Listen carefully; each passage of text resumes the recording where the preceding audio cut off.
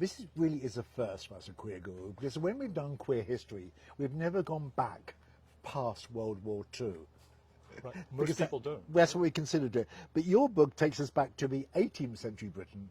I'll ask you to tell us what it's called, because I'll trip over and get it wrong. Sure. What's it Absolutely.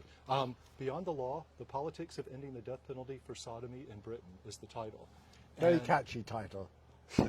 Well, you know, the title Beyond the Law was actually a phrase used by the leader of the House of Commons, Lord John Russell, future Prime Minister, to say that regardless about how you feel about the morality of the act, some things are simply beyond the law and above the law, and it's not our place to punish So them. let's go back to the act where it all started. Right. It's an interesting story about reform, and this is part of the reason why it's been missed. Most people don't think you have queer politics, you know, before the mid-20th century, let alone the early 19th century. This is the time of Jane Austen and Bridgerton, right? So, and what happened is that they had the death penalty for everything from the Middle Ages forward, just because there was no police or prison infrastructure. It was easier. Yeah, it was Just the kill only them. thing they could do. You could either execute them or grant them mercy and send them to the colonies.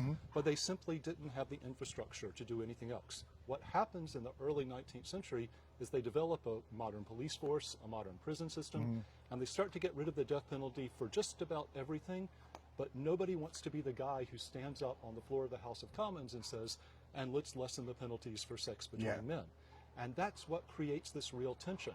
Because most of the liberals are sympathetic to the idea that it's ridiculous to execute people for a private consensual act.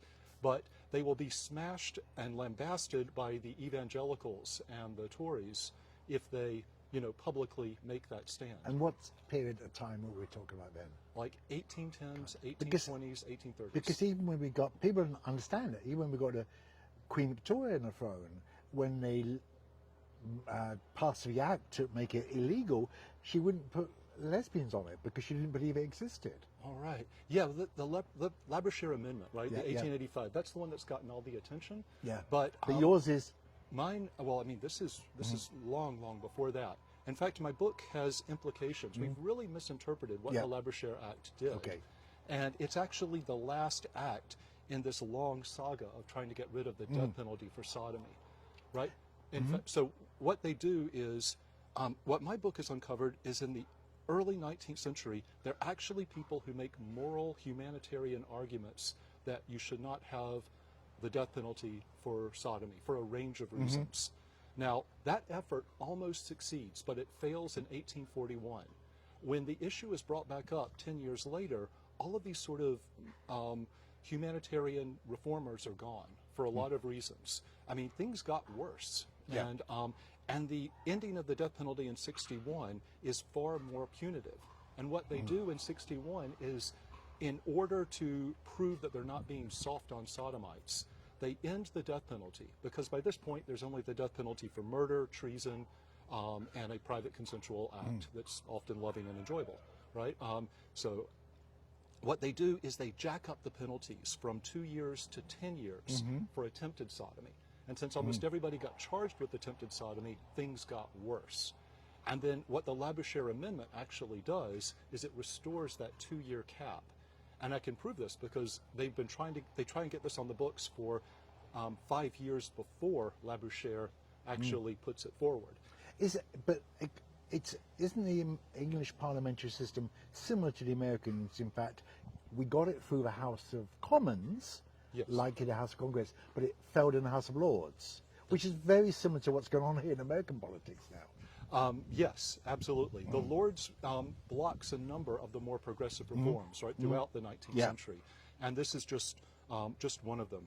And but I kind of make a big deal in the book about the fact that 1835 is the first time that a majority of the elected representatives of Britain are willing to say you shouldn't have the death penalty for this. And that you've got the leader of the majority party in the House of Commons, well, that happens in 1841, standing up on the floor of the House of Commons and giving a speech where he says, we really should not have the death penalty for this. And a majority votes for it, so long as they can do it quietly. The reason why this, jerk in the House of Lords gets this pass, or scuttles this, is that he says the word sodomy over and over. He says that if we pass this, we're saying that we agree with sodomy and that sodomy isn't bad. All of the supporters never use that word. Yeah. You know, they talk about humanitarian reforms.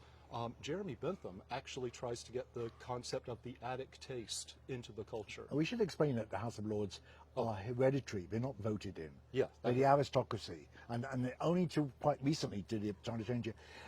Did you... This is an academic book, but do you intend it to get to a wider queer audience? Absolutely, yes. My press let me write it in a way that was academic and accessible. There's really almost no sort of academic jargon in it. Okay, that's good for us. Yes, although I do sort of explain my position within academic debates. But yeah, I feel like that academics should do a much better job of making their material accessible to people who, you know, want to know about it and don't have the luxury of being able to spend 10 years mastering esoteric The whole thing is completely new to me, that you're not only a university professor, but you specialize in British history, and particularly in gender and sexuality.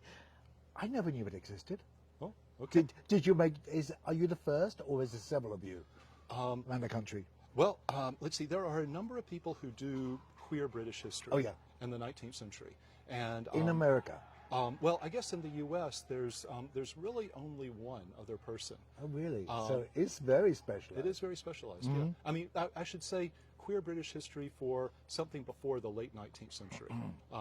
In a sense, there's almost like a very different field from the late 19th century forward. Yeah. And there's a lot of thought that maybe what happens earlier is something a little too different. Yeah. But actually, there's a resident here in Ptown, wonderful book, a shout out, and I shouldn't say just one. There's others as well. But Jen Mannion's Female Husbands. It looks at basically the women who cross-dressed as men, but the way in which they existed in the culture. She's doing it as trans history, not lesbian history. Because you've done cross-dressing as well. I did, yes. I mean, you've written about it. That's right. I'm curious about your research. Did it end up dismantling the myths about the queer community? Well, I'm still in, and those debates are just getting started, right? Because the book has been out for less than a year.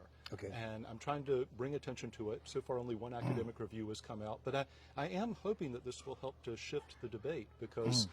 I mean, we've got individuals like Anne Lister, right? The Chevalier d'Eon, who was an aristocrat who transgender midlife. Didn't we just have a TV series on her? Anne Lister, Gentleman Jack. That's it. They did a great job with that. And yes, 2 seasons, right? And they did a really nice job of staying true to a lot of the material in the diary, I think. It's a nice representation. But you've been quite vocal. Haven't you been vocal about Downton Abbey? I and I know you've been advising them on Bridgerton, which is the hottest series ever. Well, I should say that I'm just making some I've talked to the press about Bridgerton. I haven't actually talked to the showrunners, although I would love to, because everybody's hoping that Benedict's season, right? He's the character who's slightly coded queer, who in season 1 especially, and he was supposed to be in season 3 was going to be built around him, but they switched it out and put Penelope season then. So so probably season 4 for Benedict, but there is such an amazing political story that happens in exactly the time that Bridgerton is set, that could be interwoven so easily with any story around Benedict if the show wanted to, and it would actually bring this material to a really large audience. And so I'm trying to make a little noise. So people watching this who are interested in queer history, apart from buying your book, what advice would you give to the non-academics to find out more? Oh, honestly, I think there are a good number of academic books that are accessible. Okay. I think people could pick up Jen Mannion's Female Husbands and read it and get a lot out of it. And in fact, I think it's better to get sort of the sort of the original sources, maybe than something that's a little bit too sort of popularized and then where liberties are taken a little bit too much. I think that, like with Gentleman Jack, like with Oscar Wilde, the people who are making these are often feeling a responsibility to accurately represent queer culture, right, as best as it can, and these sort of iconic stories. The Danish Girl also did a really great job. And I think that we're at a moment now where when we go back into the 17th, 18th, early 19th century, we're not looking for exactly, modern homosexuals, and but what we're doing is we're trying to get inside the heads of people. How did they think about their gender? How did they think about their sexuality? And how did they express that? And how did the culture react? And so, like in my book, almost every argument that I've found in print that's within this debate, it's not arguing for an exclusive homosexual identity. It's basically arguing that same-sex desire and heterosexual desire can be natural in the same individual. They're since birth, often not even evident until time and experience reveals it, but nevertheless, since it is there naturally, then people shouldn't be punished for it. They're making that argument. They're also making arguments that it's more Christian to get rid of the sodomy law than to keep it, which I never expected, right? Not in Texas.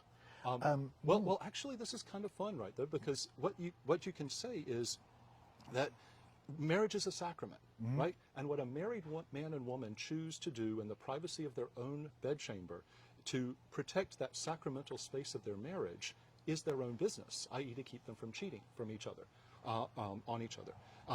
And the state has no right to intrude into that sacramental space of marriage. And when it does, it's actually violating a Christian principle more than it's upholding one. We're not getting Christianity here. Okay. Cool. Yes.